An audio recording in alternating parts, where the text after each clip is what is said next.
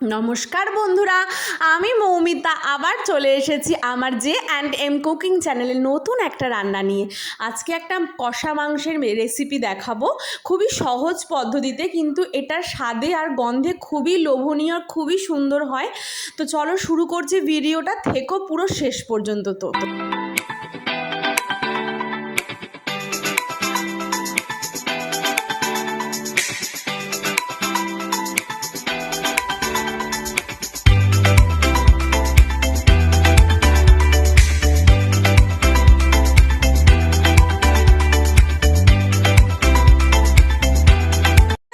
কিছুই না, একটা কড়াই নিয়েছি, তার মধ্যে নিলাম শুকনো লঙ্কা 3টে মতো, তারপর ধনে, জিরে আর তেজপাতা আর 4টে মতো এলাচ। এবার এইগুলোকে আমি হালকা করে একটু নেড়ে নিচ্ছি, শুকনো কড়াইতে একটু ভালো করে নেড়ে ছেড়ে নিচ্ছি।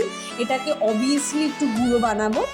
মনে রেখো গ্যাসের ফ্লেমটা যেন অবশ্যই লোতে থাকে, বেশি জোরে করলে কিন্তু মশলাগুলো পুড়ে যেতে পারে আর এর গন্ধটাও কিন্তু একদম খারাপ হয়ে যাবে।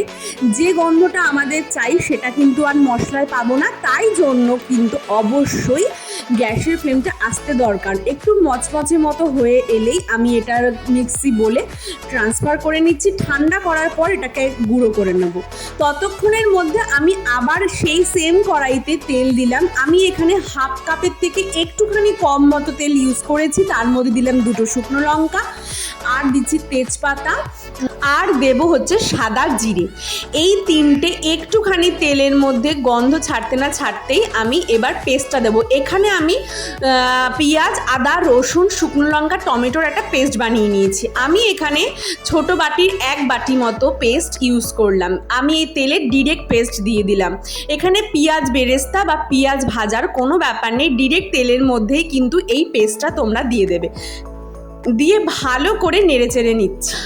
ভালোভাবে নেড়েচেড়ে নিয়ে কাঁচা গন্ধটা যাওয়া অবধি অপেক্ষা করব, কিন্তু তার আগে গুঁড়ো মশলাগুলো অ্যাড করছি। হলুদ গুঁড়ো আর লঙ্কার গুঁড়ো আমি এর মধ্যে অ্যাড করলাম। আর এখানে আমি অলরেডি গুঁড়ো মশলা করে রেখেছি, এর মধ্যেই জিরে গুঁড়ো, ধনে গুঁড়ো রয়েছে, তাই আলাদা করে দিলাম না। এই জন্য এই গুঁড়োটাই আমি ইউজ করছি, যেটা আমি বানিয়েছি। দিয়ে ভালো করে কষিয়ে নিলাম। এবার আমি এটাকে এত সুন্দর করে কষাবো যাতে এর মধ্যে কাঁচা গন্ধটা একদম চলে যায় আর মশলার একটা খুব সুন্দর গন্ধ আমাকে ফ্লেভার দিতে থাকে। তো আমি গ্যাসের ফ্লেমটা মিডিয়াম হাইতে নয়, এবার হাইতে করে নিয়েছি। করে নিয়ে খুব ভালো করে এটাকে নেড়ে চেড়ে কষিয়ে নিচ্ছি যাতে তেলটা ছাড়তে শুরু করে দেয়। ততক্ষণ অবধি নেড়ে চেড়ে কষাবে যতক্ষণ অবধি এর ভেতর থেকে অয়েলটা রিলিজ করছে।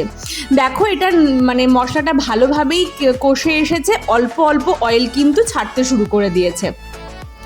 অয়েল ভালো মতোভাবে ছাড়া শুরু হয়ে গেছে। এবার আমি ধুয়ে রাখা চিকেনগুলো এর মধ্যে ট্রান্সফার করে দিলাম। একটু একটু করে পুরো চিকেনটাই আমি এখানে দিয়ে দিচ্ছি। আমি এখানে 1 কেজি 100 থেকে 150 গ্রাম মতো চিকেন ইউজ করেছি। তোমরা চাইলে একটু বেশি কম ইউজ করতে পারো, তাহলে মশলার পরিমাণটা তোমরা সেই বুঝে দেবে। দিয়ে আমি খুব ভালো করে নেড়ে চেড়ে আমি কষিয়ে নেব।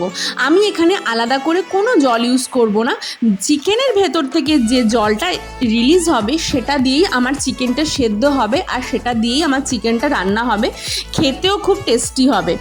আমি একবার আমার এক বাড়ির অনুষ্ঠানে এইভাবে চিকেনটা বানিয়েছিলাম, সত্যি বলছে খুব ভালো লাগে খেতে। নুন দিলাম একটু পরিমাণ মতো, আর আমি এটাকে আবারও ভালো করে মিশিয়ে কষিয়ে নিচ্ছি।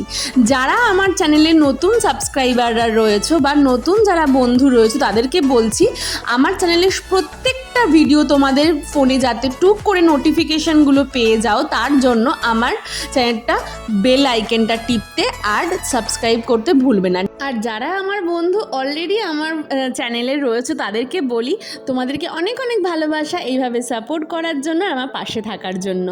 এইভাবেই কিন্তু আমার পাশে থেকো।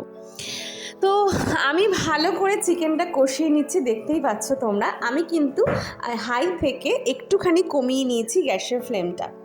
এরপর আমি দেখো জলটা মানে তেলটা যেই ছেড়ে নিয়েছে, মশলাটাও অনেকটা কষে এসছে, তখন আমি এটাকে ঢেকে দিচ্ছি।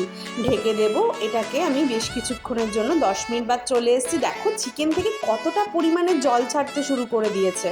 আমি কিন্তু আলাদা করে একটুও জল ইউজ করিনি, এটা কিন্তু নিজে থেকেই মানে চিকেনের থেকেই কিন্তু বেরিয়েছে। ঢেকে ঢেকে বেশ সুন্দর করে বানাতে হবে। তো দেখলাম একটুখানি যে চিকেনটা সেদ্ধ হয়েছে কিনা, দেখছি হ্যাঁ আমার চিকেনটা তো সেদ্ধ হয়েই গেছে। এইবার আমি গ্যাসের ফ্লেমটা হাই করে দেবো আর ভালো করে জলটা শুকিয়ে নিয়ে একটু গামাখা মতো করে নেবো।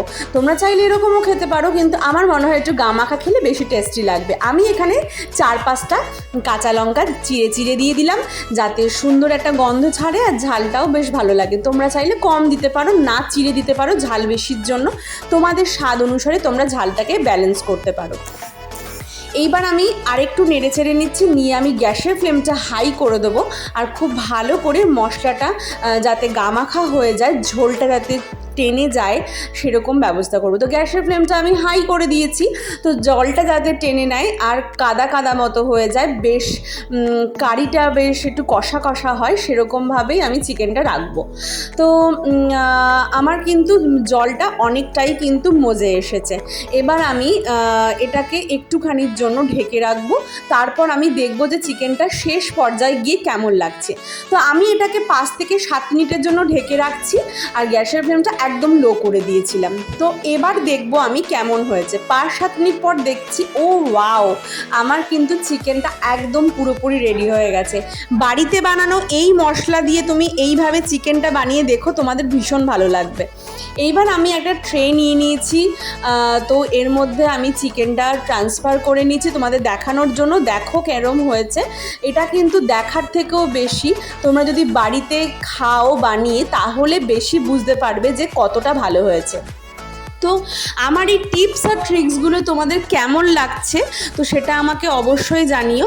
আর আবার দেখা হবে নতুন নতুন অনেক ভিডিওতে। আমি তোমাদেরকে দেখানোর জন্য আমি ওপরে একটুখানি টমেটো আর একটু লঙ্কা কুচি দিয়ে গার্নিশ করলাম, যাতে দেখতে একটু লোভনীয় লাগে আর তোমাদের দেখেই খিদে পেয়ে যায়, আর তোমরা চট জলদি ঠিক এই রেসিপিতেই বাড়িতে ট্রাই করে নাও। তো আমার ভিডিওটা আমি এইখানেই শেষ করব। আবার দেখা হবে, ততক্ষণ জন্য তোমরা খুব ভালো থেকো। আর আমি আগের বার শ্রাবণ মাসে স্টার্ট করেছিলাম ভিডিও বানানো, আর এই বছর আমার শ্রাবণ মাস মানে 1 ইয়ার হলো। আমি এতেই খুব খুশি। কচ্ছপের গতিতেই আমি এগোতে চাই, সেটা আমার পার্সোনাল লাইফেই বলো আর যাতেই বলো। তো চলো টাটা, বাই, টেক কেয়ার, খুব ভালো থেকো, আই লাভ ইউ আর লটস অল।